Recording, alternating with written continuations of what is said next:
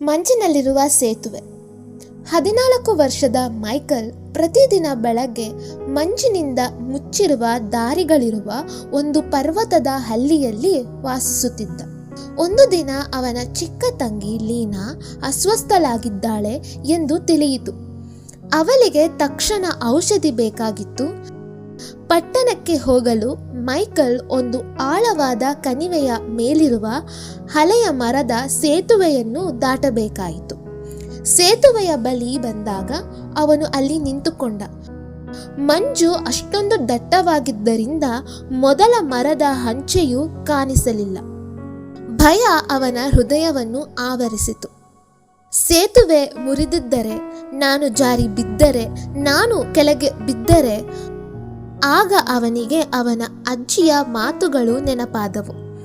ಪೂರ್ತಿ ದಾರಿ ಕಾಣದಿದ್ದರೂ ಮುಂದಿನ ಹೆಜ್ಜೆ ಇಡುವುದೇ ನಂಬಿಕೆ. ಮೈಕಲ್ ಆಳವಾಗಿ ಉಸಿರೆಳೆದು ಮುಂದೆ ಹೆಜ್ಜೆ ಇಟ್ಟನು.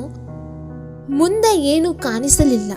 ಆದರೆ ಪ್ರತಿಯೊಂದು ಹೆಜ್ಜೆಯಲ್ಲೂ ಸೇತುವೆ ಅವನನ್ನು ತಾಳುತ್ತಿದೆ ಎಂಬ ಅನುಭವವಾಯಿತು.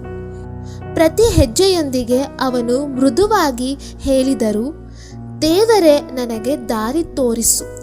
ದೇವರೇ, ನನ್ನನ್ನು ಕಾಪಾಡು. ಮೆಲ್ಲಗೆ ಮತ್ತು ಎಚ್ಚರಿಕೆಯಿಂದ ನಡೆದು ಅವನು ಮತ್ತೊಂದು ಬದಿಗೆ ತಲುಪಿದ. ಔಷಧಿ ಖರೀದಿಸಿ ಸುರಕ್ಷಿತವಾಗಿ ಮನೆಗೆ ಹಿಂತಿರುಗಿದ.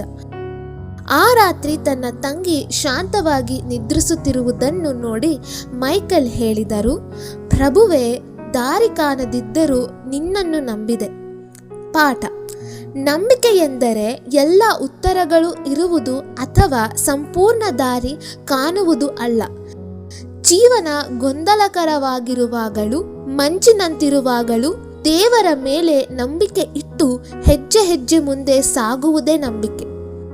ಪರಿಸ್ಥಿತಿಗಳು ಅಸಾಧ್ಯವಾಗಿ ಕಂಡಾಗ, ಭಯ ನಿಮ್ಮ ದೃಷ್ಟಿಯನ್ನು ಮುಚ್ಚಿದಾಗ, ಮುಂದೇನು ಮಾಡಬೇಕು ಎಂದು ತಿಳಿಯದಾಗ ನಂಬಿಕೆಯಿಂದ ಒಂದು ಹೆಜ್ಜೆ ಇಡಿ. ನೀವು ಕಾಣದದ್ದನ್ನು ದೇವರು ಕಾಣುತ್ತಾನೆ. ಆತನೇ ನಿಮ್ಮನ್ನು ಸುರಕ್ಷಿತವಾಗಿ ಮುನ್ನಡೆಸುವನು. ನಾವು ದೃಷ್ಟಿಯಿಂದಲ್ಲ, ನಂಬಿಕೆಯಿಂದ ನಡೆಯುತ್ತೇವೆ. 2 ಕೊರಿಂಥಿಯದವರಿಗೆ 5ನೇ ಅಧ್ಯಾಯ 7ನೇ ವಚನ.